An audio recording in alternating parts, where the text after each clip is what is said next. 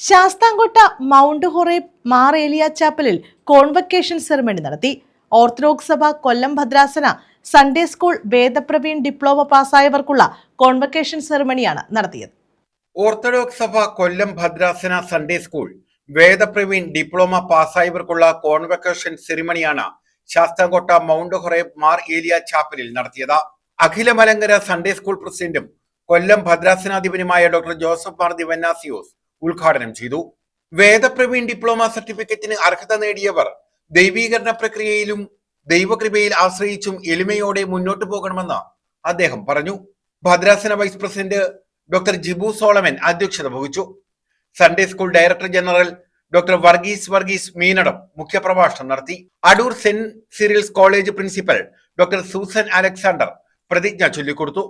ഭദ്രാസന secretary father PT Shajan, mount Horeb Mar Elia chapel manager father Samuel George, ഭദ്രാസന director Varun K George Panicker, ഭദ്രാസന secretary doctor Jason Thomas, Sunday school district പ്രസിഡന്റുമാരായ father Abraham J Panicker, father Daniel George, father Behnan Korutha, father John Samuel, father Alex Jacob, father Geevarghese Philip തുടങ്ങിയവർ പങ്കെടുത്തു.